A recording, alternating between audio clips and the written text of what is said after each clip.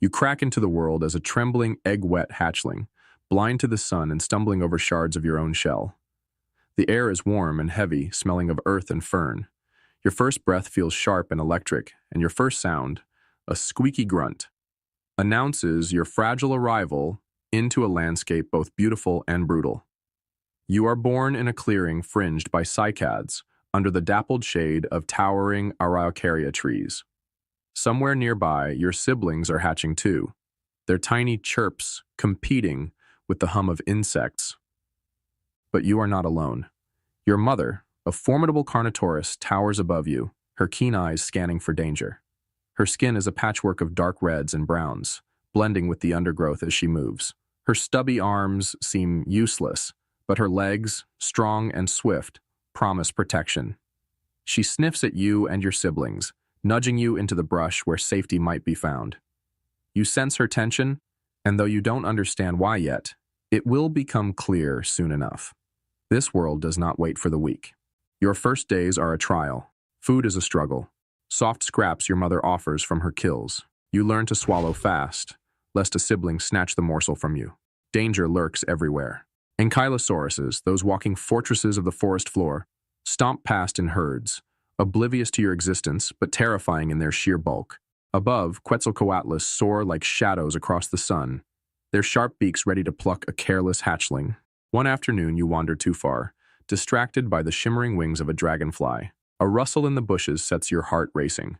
You freeze as a juvenile Dakota raptor emerges, its eyes glittering with malice. It lunges, but your mother's roar cuts through the forest like a thunderclap. She charges, her massive jaws snapping shut inches from the raptor's tail. You survive, but the lesson is clear. Stay close, and never let your guard down. Weeks turn into months, and you begin to change. Your legs grow longer, your tail stronger, balancing your awkward body as you dart between trees. Hunting is no longer just your mother's responsibility. Now, you and your siblings are expected to contribute. Your first solo hunt is humiliating. The target, a distracted Hypsilophodon, hears you before you even get close. It bolts, leaving you panting and furious in the undergrowth. But you are nothing if not persistent. You practice stalking, lowering your body until your belly brushes the ground. You learn to watch the wind and move when the breeze is in your favor. Eventually, your efforts pay off. A juvenile ornithopod, slower than the rest of its herd, becomes your first kill. The taste of warm flesh fills your mouth, and for the first time, you feel the thrill of independence. The forest around you hums with life. Towering cycads offer shade, their massive cones littering the ground with seeds. Rival predators roam the same territory. Juvenile majungasaurs, young but already fierce, and packs of troodons, cunning and persistent. You learn to recognize their calls and avoid their paths. As months turn to years, your body fills out, muscles rippling under your scaly hide. Your horns, once stubby nubs, curve into sharp, menacing points. Hunting is no longer a gamble. It's an art. You study your prey, ankylosauruses grazing near the edge of the forest, their armored backs glinting in the sun. They're nearly impervious to attack, their tails ending in devastating clubs. But you learn patience. Instead of targeting the adults, you wait for a juvenile to stray. When it happens, you strike like lightning, your powerful legs propelling you forward. Your jaws clamp down on the ankylosaur's neck, your teeth sinking deep. It thrashes, but you hold firm until its struggles cease. Victory is yours, but not without cost. A careless swipe from the mother's tail leaves you limping for days. The forest whispers its secrets to you as you grow. You recognize the scent of ripe ferns crushed underfoot, signaling the presence of a grazing herd. You know the distant rumble of a thunderstorm and the cooler air that precedes it.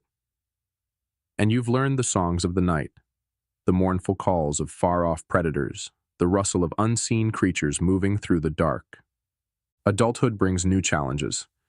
You are no longer part of your mother's family.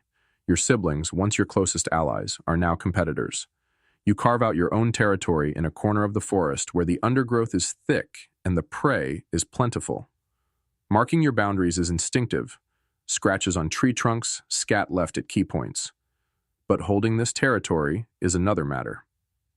A rival Carnotaurus challenges you one day, his horns glinting like knives in the sun. The clash is ferocious. You roar, lunging forward, but he sidesteps, his tail whipping around to strike your flank. Pain flares, but you refuse to back down. Your horns lock with his in a brutal struggle for dominance. Finally, you manage to shove him off balance, your jaws snapping shut dangerously close to his throat. He retreats, leaving you bloodied but victorious. With your territory secure, you turn your attention to finding a mate. It's not an easy task. The calls of distant females reach you, their low, resonant sounds carrying through the forest. You follow the scent trails they leave, hoping for a chance to prove your worth. One female, sleek and powerful, catches your eye. She is wary, testing your patience as you display your strength, stamping the ground, roaring, showing off the curve of your horns. It works. She chooses you, and for a time, the two of you share the same territory, hunting together and defending it from intruders. The bond is not permanent, such is the way of your kind, but it is a partnership that brings new life. Her nest, hidden among ferns, holds a clutch of eggs that shimmer in the dappled light. You guard it fiercely, knowing the fragility of this next generation. Time passes. The forest changes with the seasons, the ferns dying back in winter's chill and flourishing again in spring's warmth. You adapt, learning to hunt in the sparse months when prey is scarce. Age brings wisdom, but it also brings wear. Your once shiny scales grow dull, and old injuries ache with the change in weather.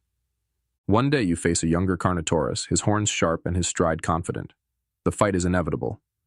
Though you give everything, it becomes clear you can no longer match the strength and speed of youth. Defeated, you retreat, your territory claimed by another. It is a humbling moment, but not a bitter one.